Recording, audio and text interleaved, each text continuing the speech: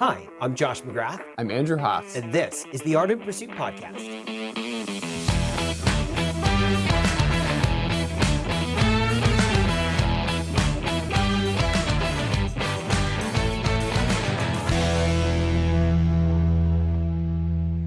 Welcome back. Today's episode is titled Red Flags. And for anyone who's listening, I'm sure you're familiar with the phenomenon that's been happening in our culture where basically every video, every blog, every site is discussing flags in a relationship, whether that be red flags, whether that be green flags, or even beige flags. And we decided to jump on that bandwagon and discuss some red flags here today. However, probably in a different way than you're expecting. So Andrew, let's dive in here. So it's weird because today, it seems like everyone wants to label the actions and behaviors in relationship, as a flag of some kind. And I think that's where the problem starts. We kind of get off on the wrong foot and with a mindset of having to almost overanalyze ahead of time or prematurely. One of the things that we're going to try to do today is, unpack the meta-narrative that surrounds dating and relationships. What do we mean by the meta-narrative? Well, we're going to define it this way. The widely accepted belief systems that subconsciously shape how you think about relationships and dating. Because let's be honest, people are taking in so much information, particularly through social media all the time, that their views and beliefs regarding men, women, relationships are oftentimes being subconsciously influenced by what they're watching, by what they're reading, by what they're listening to. Not only is the dating culture being defined and shaped by the culture, but as you mentioned, even a step back from that, as we are thinking about engaging with the dating culture, how we approach that is even being shaped by the people around us. And, back in the day when we were in college, I don't really remember the term red flag, green flag, beige flag being a thing. No. And I understand that kind of culturally, it's a simplistic term that you can use to quickly define, good behavior, bad behavior. Mm-hmm. The problem with the flag, system, so to speak, is that it inherently sets people up to be critical and not evaluate based upon something broader or healthier than just a preference. And the problem with this approach is that every negative or undesirable trait can become a flag. And what that does is the downside of that is that it allows an easy way out for what would otherwise be a normal functioning way to move through something that might otherwise have some challenges or some difficulty. Like the personality tests. Sure. People take these personality tests and it turns out that they have certain traits and characteristics. And we can use those to rationalize certain behaviors. Oh, well, I do that because that's my personality. Or, that's just who I am because my personality is this. And, we can use this method of, evaluating people through this rudimentary system of flags as a way to excuse behavior, whereas what you really want to do is establish early on some important criteria, and those can be evaluated throughout the dating process. But I think we've gotten to a place culturally where over time it can ebb and flow, and anything can become a problem. Yeah, and I think that in and of itself is part of the problem. It's true. And how much do you think social media has influenced this?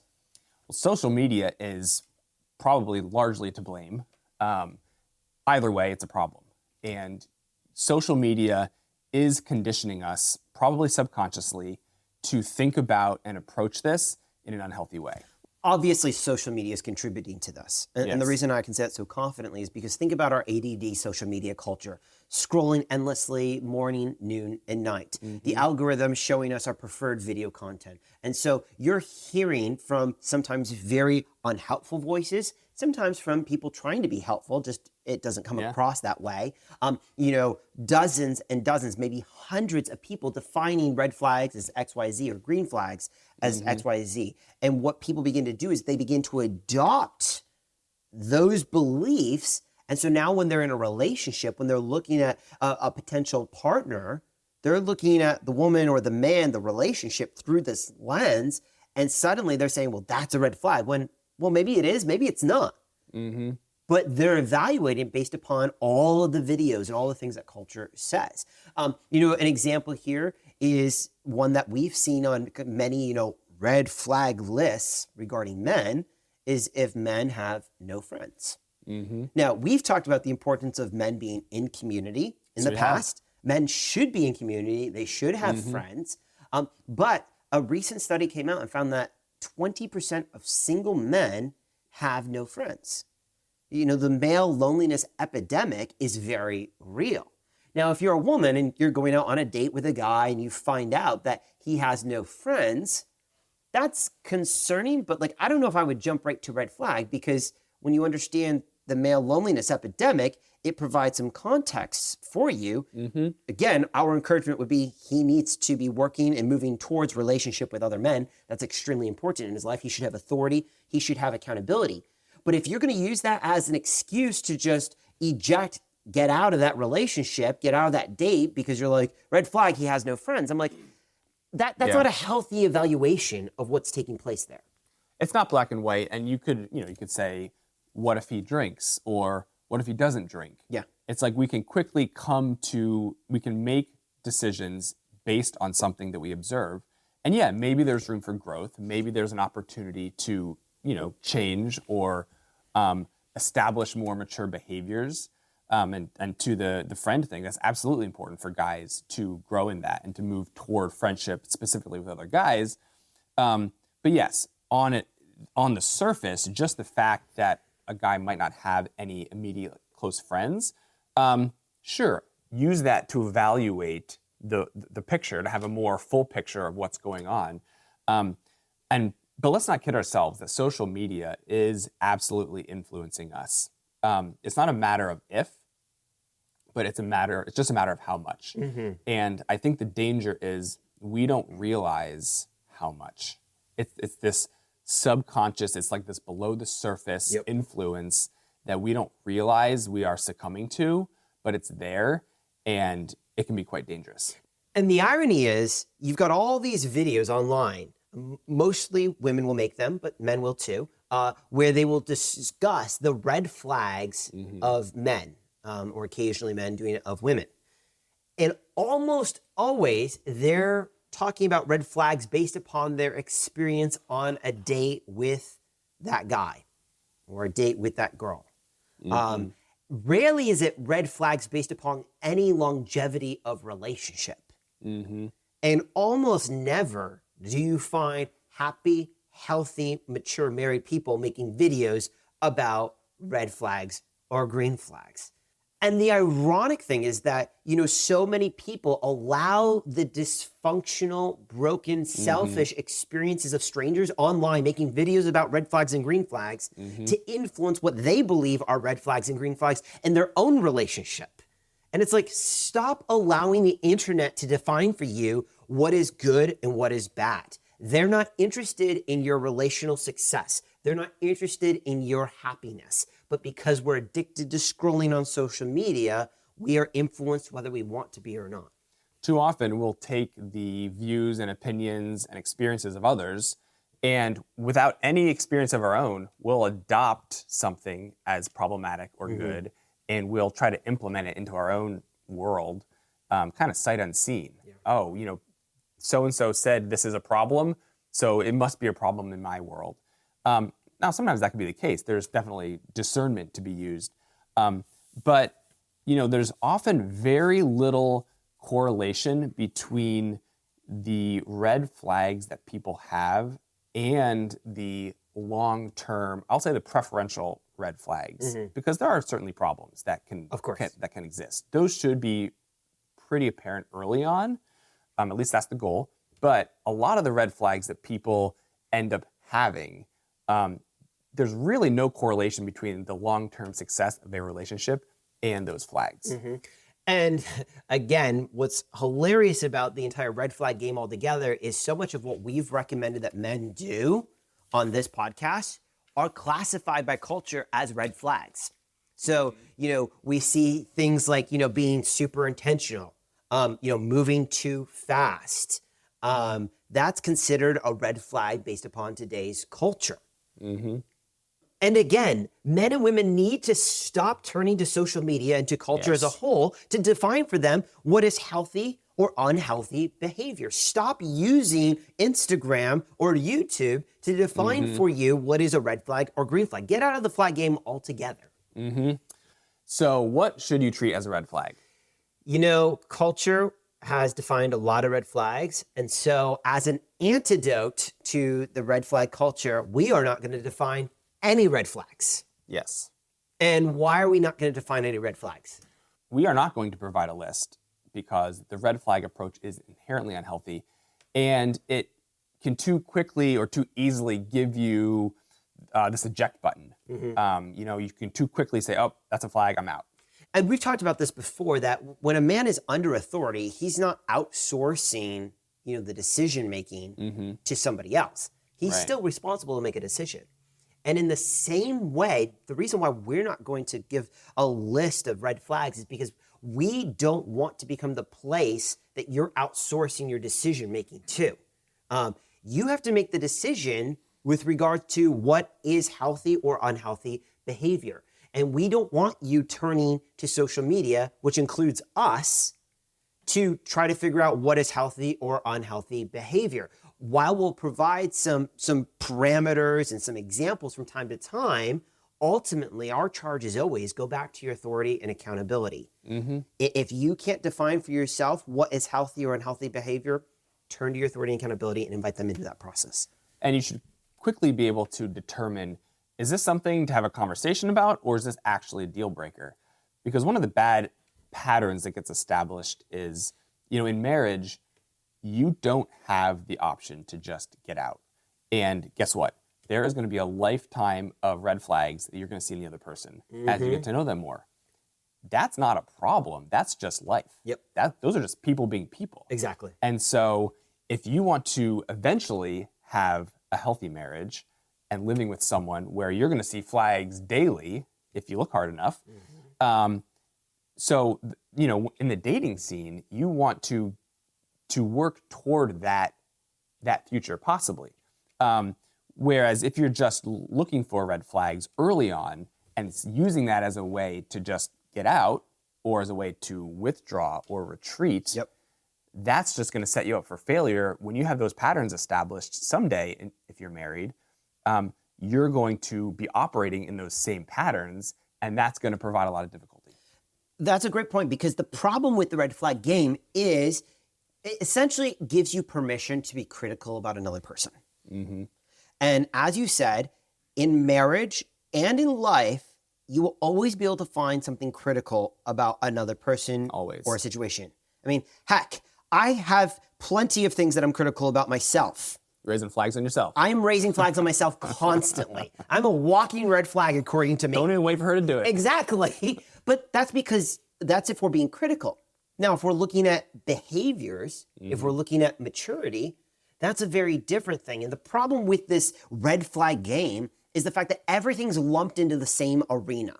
Whether it's behaviors, whether it's beliefs, whether it's quirks, whether it's convictions, whether it's, just little things that you do, preferences, it's all in the same arena. And so people are just raising flags left and right because we live in an overly critical culture, not to mention our sin nature causes us to just naturally be critical of other people. So we want to make sure that men get out of that arena, just like we talked about last week. Get out of the arena. Stop playing that game. Because what you need to do is begin to examine the other individual. You need to begin to examine the relationship based upon what is healthy and unhealthy behaviors, not based upon what is a red flag and what is not a red flag. Yeah, and one of the unfortunate outcomes of this is that we have a generation of young men who are feeling stuck or unable to move forward in a relationship because they're concerned that whatever they do could be seen as a flag.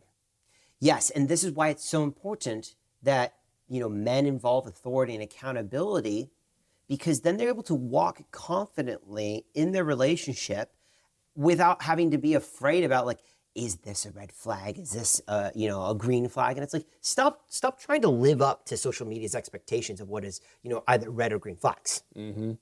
Start doing what is healthy. And if culture says it's unhealthy, if culture says that's a red flag, but you're seeing it in scripture as good, as right, as healthy, your authority and accountability are saying this is good, this is right, this is healthy, reject culture. Because you know what? It does not help a man to try to live up to the expectations of social media. That will never result in a healthy, happy marriage. Because the reality is, a man living out healthy masculinity will have a lot of critics. Oh, 100%. So that's going to be part of your reality anyway.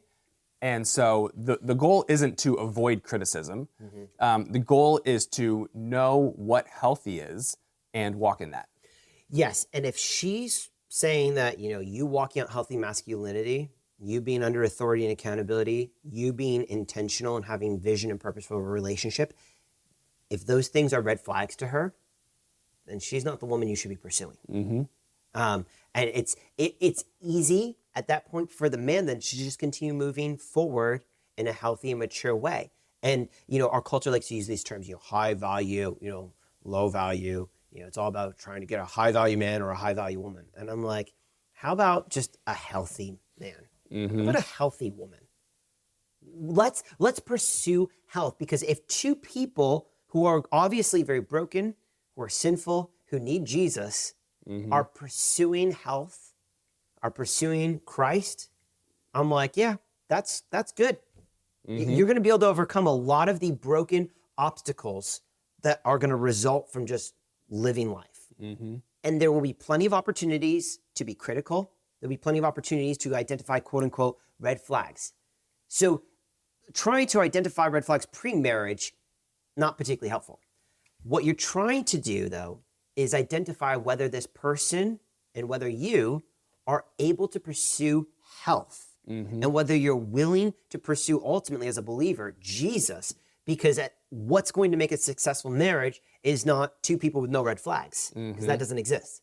It's two people who love Jesus enough to say, despite whatever quote unquote red flags exist, despite the critical things I can find in the other person, I'm going to pursue Jesus, and we're going to work towards relationship. We're going to work towards covenant. We're going to work towards unity. We're going to work towards loving each other. That's what's going to be successful. And the last thing we want to do is create or promote a culture where unhealthy behaviors can flourish and thrive. And so, what would you say to somebody who might see legitimate concerns? Okay, so obviously there are real concerns that exist in other people and in relationships. You don't have to live very long or date very many people to know that. When there are legitimate concerns, you can't just go about ignoring them, because it will ultimately undermine the relationship. So you have to address it. And the way you go about addressing it is what's really important. And we would recommend that you start by bringing in authority and accountability into that process. Because you've said it before, men struggle to discern reality for themselves. Yes. And whenever you're in a relationship, relationships oftentimes can be, have moments of intensity. They can be, heightened emotionally at times. And so in those moments, you want to just bring in that third party who knows you well, who hopefully knows you both well, and submit to them your concern to evaluate whether that's a legitimate concern or whether it's just a personal preference, whether it's a you thing, a her thing, or a we thing. So important to get input from other men specifically, because yes, we men in particular are really bad at having a full view of reality. And yes, we have our own preferences, we have things that we prefer in other people, and we need to give other men the opportunity to say, hey, I don't see this evident in her life. This is a big deal. This should be a big deal to you. This is what you should highly value. Or if you bring a concern to him, you can say, hey, so she does this, and I think it's a big deal, and being able to process that with somebody, they can say, yeah, you're right. That's something to really think about and consider. Or they might just say, yeah, no, that's just a preference thing. You can work through that. And I really appreciate that approach, because what it does is it helps men to navigate their concerns in a successful, healthy way. I've had many a man come up to me and say, hey, they're in a relationship, they're dating a woman, and they will present a scenario or a behavior and say, should I be concerned about this? And I just had a conversation last week with a gentleman where we were discussing some of the things he was noticing in her. And he was like very much just presenting it and saying, is this something that I should be concerned about? Yeah. And what's so great about that is he's provided the opportunity for input and counsel. And I'm like, look, I don't know her at all. It's a guy not from our area. And I'm like, yeah, that on face value, that's not concerning at all. Now, it could lead to future concerning behavior, but right now, that's not a concern at all. Yeah. And that allows him then to move forward and realize, I don't have to try to address this. It might be a preference, but it's not something I have to address. And at some point in the process of dating, if you're moving along that road, there's a natural place to talk about it with the other person. These aren't these aren't taboo things where you can't mention it to the other person. And that's part of building a relationship with somebody. You see something there, that can be a conversation. Yeah, an open, honest conversation about, behaviors, beliefs, or even preferences. Those are all good things to have. Now, when and where and how you have those conversations may differ from situation to situation, but they're absolutely worth having. It's not like, she chews with her mouth open, and I absolutely hate people who chew with their mouth open, but that's a preference, so I just won't address it. It's like, well, you actually might go crazy and end up stabbing her with a fork if you don't address it at some point. So be the kind soul and let her know. Address it, right? That's going to be helpful for her and for you. Yes. So it doesn't mean that, well, that's a preference, so I don't need to address it. No, absolutely have that conversation. But what you want to refrain from is seeing something and just labeling it red flag. Yeah. There may be legitimate, and oftentimes are legitimate, concerns. Address them. But what you're doing is you're addressing them on the basis of what is healthy or unhealthy behavior, right? Not based upon what culture calls a red flag or not a red flag. So a guy should approach a dating situation with an understanding ahead of time of what healthy and unhealthy behaviors are. And how would he go about defining that, though? Well, there's this excellent podcast called The Art and Pursuit that provides a lot of wisdom on this. Oh, it's true. And they're on episode 29. Yes. So they've provided 29 episodes of wisdom. Lots of content there. Now, obviously, authority, accountability, yes, mentors, that is one of the best and healthiest ways of going about trying to ascertain what are healthy and or unhealthy behaviors, all before even beginning a relationship. Yes, someone with more life experience than you is a great resource to provide some insight into this, because you want to establish, generally speaking, what's healthy and unhealthy ahead of time, so you know what to look for. You don't want to, as you go about the dating process, kind of on the fly, be like, oh, I don't like that, oh, that's it. And you don't want to do this like evaluating on the spot. That's what you want to avoid with finding red flags in people. And if you come from a Christian background, the Bible is an incredible resource and an authoritative word on what is healthy and unhealthy behaviors. It's spelled out for us beautifully all throughout Scripture. And so if you're uncertain and you're like, hey, I think that this is unhealthy behavior, well, go to the Scripture and see what the Bible says about that. Ephesians talks about in Ephesians 5, walk circumspectly, not as fools, but as wise. Circumspectly means to be aware of all potential consequences. So walk in a way where you're aware of all potential consequences, not as fools, but as wise, redeeming the time because the days are evil. We're called as believers to redeem the time. We're not talking hours and minutes. We're talking relationships and culture. And so we're called to redeem the time because the days are evil. And so you, as a believer, couple the Bible with authority and accountability, and now you've set yourself up for great success when it comes to pursuing a romantic relationship. Yep. It's not a perfect method by any means, but as you said, your chances of success have gone way up. It's true. So as we conclude here, there are 4 things we want you to do. Number 1, get off social media. For the vast majority of us, social media is unhelpful. Now, for the vast majority of us, we're not going to get off social media. So unfollow the unhealthy accounts and the unhelpful voices. Obviously not us, because we're very helpful in this process. But there are other accounts you should not be following. Again, the algorithm does not care about your success. Number 2, stop labeling everything as a red flag. I know it's an accessible term that we, can relate to culturally, but at the end of the day, it just encourages you to be overly critical of the other person or the relationship. Number 3, focus in on identifying healthy and unhealthy behaviors. That's where our time and energy should be spent, not on labeling everything red or green flags. And finally, there are going to be legit concerns. There are going to be legit problems in relationships from time to time. In those moments, invite your accountability and authority into that process. Don't try to navigate it on your own, and just don't hit the eject button simply because culture labels it, quote unquote, a red flag. As always, we love having you here on the Art of Pursuit podcast, and we look forward to having you here next time.